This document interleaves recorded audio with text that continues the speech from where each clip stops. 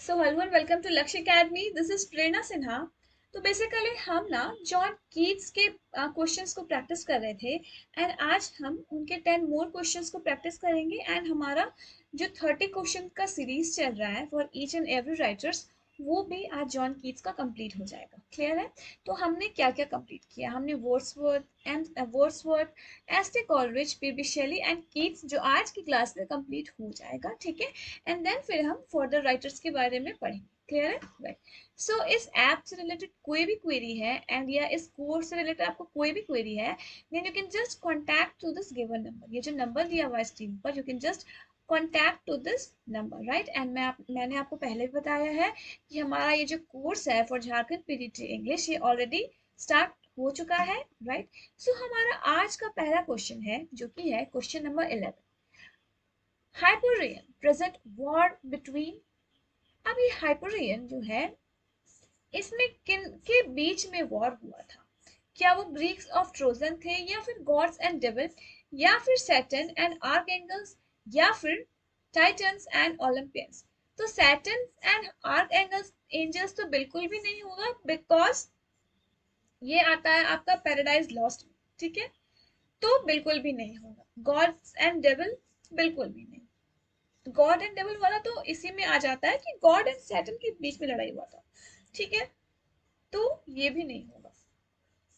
अब आते हैं option number A and D के बीच में।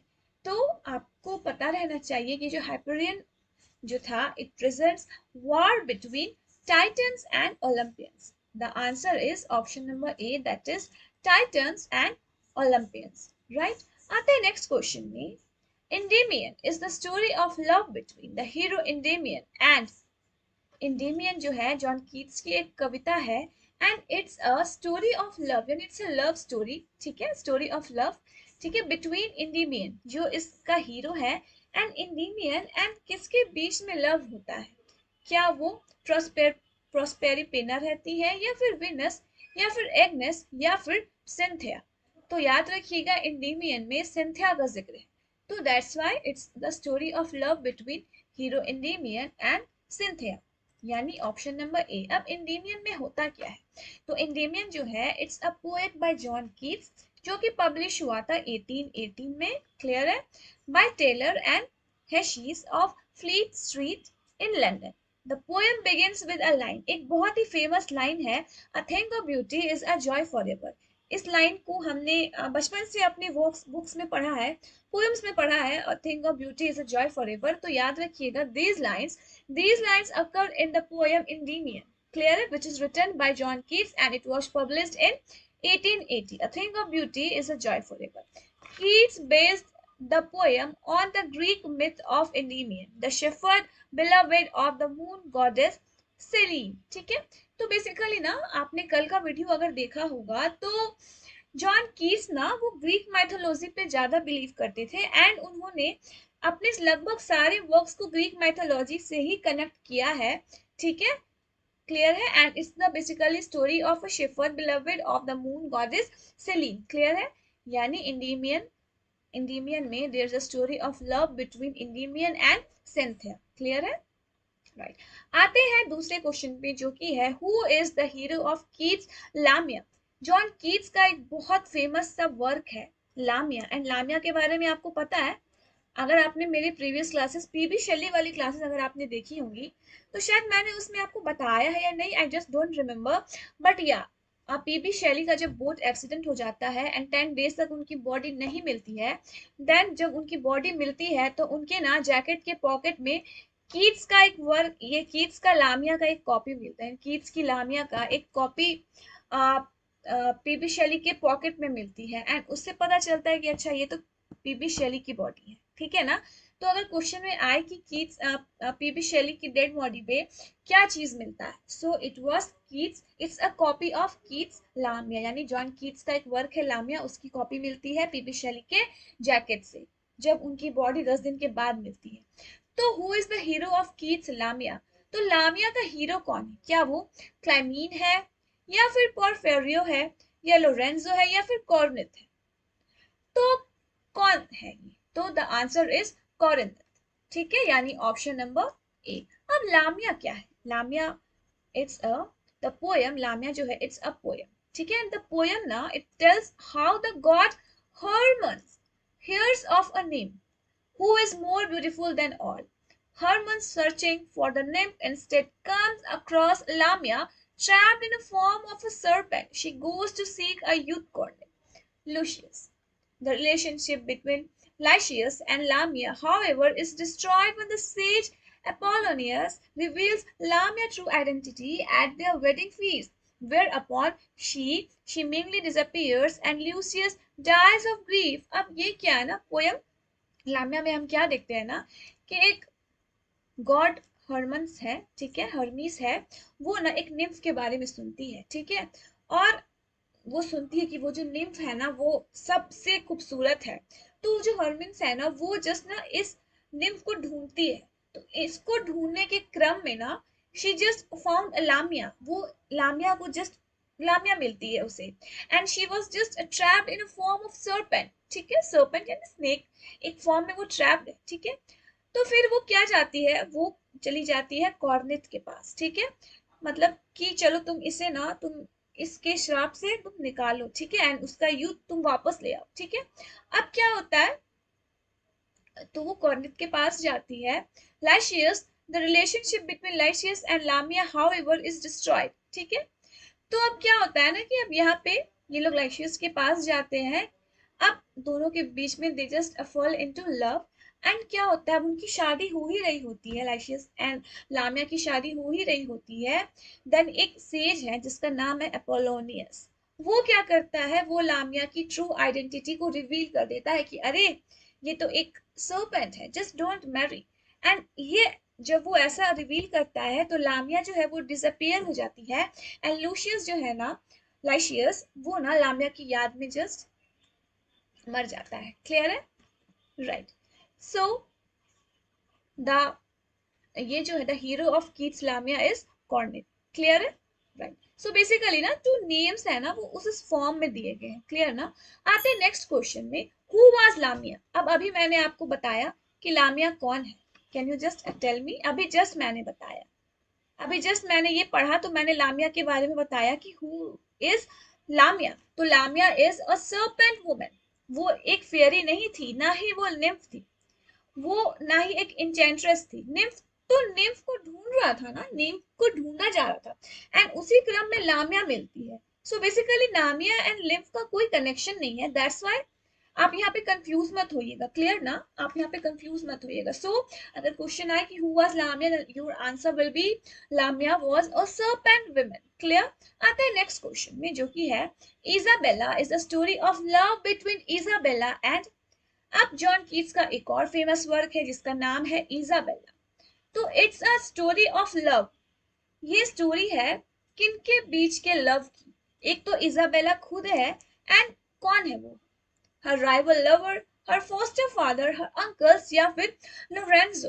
सो द आंसर इज लोरेंजो, ठीक है, क्लियर है। तो Isabella it's a story of love between Isabella and Lorenzo. Clear. तो इजाबेला क्या है, इजाबेला और the pot of basil. Isabella का फुल टाइटल है इजाबेला और द पॉट ऑफ बेसिल, जो कि 1818 में आया था, which is a narrative poem by John Keats. It tells the tale of a young woman whose family intend to marry her some high noble and his olive trees, ठीक है, but who falls for Lorenzo, one of her brother's employee. When the brother learns of this, they murder Lorenzo and bury his body. Whose inform Isabella in a dream. She exhumes the body and buries the head in a pot of basil. अब Isabella का full title है और the pot of BECIL, ठीक है। तो basically ना ये story है एक यंग वुमेन की, it's a poem, basically it's a poem, ठीक है। इसमें कहानी क्या है कि एक यंग वुमेन है जिसका नाम है इजाबेला एंड उसकी फैमिली उसे कहती है to marry some high noble, यानी तुम कुछ मतलब तुम बड़े लोगों से शादी करो and his olive trees. Clear. But Isabella जो है ना उसे just she fell in love with Lorenzo, ठीक है। अब लोरेंजो कौन है, लोरेंजो ना उसके इजाबेला के ब्रदर का एम्प्लॉय है, one of her brothers employ Lorenzo. तो इजाबेला को लोरेंजो पसंद आ जाता है। अब बट जब इजाबेला के ब्रदर्स को पता चलता है कि she is in love with Lorenzo, वो लोग क्या करते हैं, लोरेंजो का मर्डर कर देते हैं एंड उसकी बॉडी को बरी कर देते हैं, ठीक है। तो अब क्या है कि जो लोरेंजो है इसका घोस्ट आके इजाबेला को इन्फॉर्म करता है कि योर ब्रदर्स मर्डर्ड मी, तुम्हारे भाइयों ने मेरी हत्या की है, they just murdered me. And Isabella को बहुत बड़ा झटका लगता है इस चीज से, ठीक है। एंड वो क्या करती है, वो उसके कब ग्रेवयार्ड पर जाती है and she just exhumes the body and buries the head, उसके बॉडी को जस्ट हेड जो है उसका जो लोरेंजो का हेड है वो ना एक पॉट में, एक पॉट है बेसिकली, बेसिल क्या होता है, तुलसी, ठीक है। बेसिल होता है तुलसी, वो ना उसके हेड को एक तुलसी का पॉट पे जस्ट डाल देती है, उस पे बेसिल रहता है एंड ठीक है। तो दैट्स द, ठीक है, इसीलिए कहा गया है और the pot of BECIL. And फिर ना वो उस पॉट को ही पकड़ के रहती है बिकॉज उसमें लोरेंजो का हेड है, क्लियर है ना। तो basically Isabella is a story of love between Isabella and Lorenzo, clear है। लोरेंजो कौन था, तो इजाबेला के ब्रदर का एम्प्लॉय था एंड जेन इजाबेला के ब्रदर्स को पता चलता है कि she is in love with Lorenzo, then वो लोग क्या करते हैं, they just murdered Lorenzo, clear. And फिर लोरेंजो का घोस्ट जाके इजाबेला को बताता है कि तुम्हारे भाइयों ने मेरी हत्या की है, क्लियर। आते नेक्स्ट क्वेश्चन में जो कि है इजाबेला's lover Lorenzo is treacherously killed by, अब किसने मारा था लोरेंजो को, अभी मैंने बताया आपको कि लोरेंजो को किसने मारा था, तो उसके भाई ने मारा था, यानी इजाबेला के भाई ने मारा था, अभी जस्ट मैंने बताया।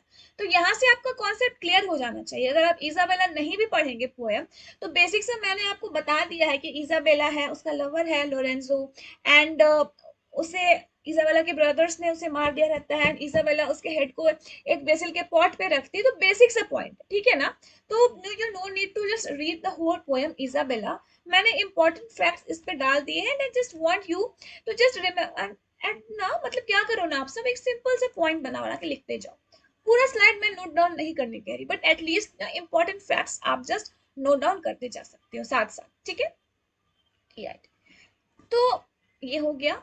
आते नेक्स्ट क्वेश्चन में जो कि है Keats was a Greek born in England, why it is said so. Keats के बारे में ऐसा क्यों कहा गया है, अभी मैंने बताया था, कल भी मैंने बताया एंड आज भी बता रही हूँ कि कीट्स के बहुत सारे वर्क, लगभग सारे वर्क्स में हम Greek mythology and Greek culture and Greek popular culture and Greek का tradition, we just see Greek tradition, technology तो नहीं, but yeah we see Greek culture basically. तो इसीलिए Keats was a Greek born in England, ठीक है। so, ऐसा क्यों कहा गया है, बिकॉज कीट्स जो है ना वो अपने मोस्ट, उनके थीम्स ग्रीक माइथोलॉजी से रिलेटेड रहती थी, ठीक है। दैट्स व्हाई कीट्स को कहा गया है Keats was a Greek born in England, clear है।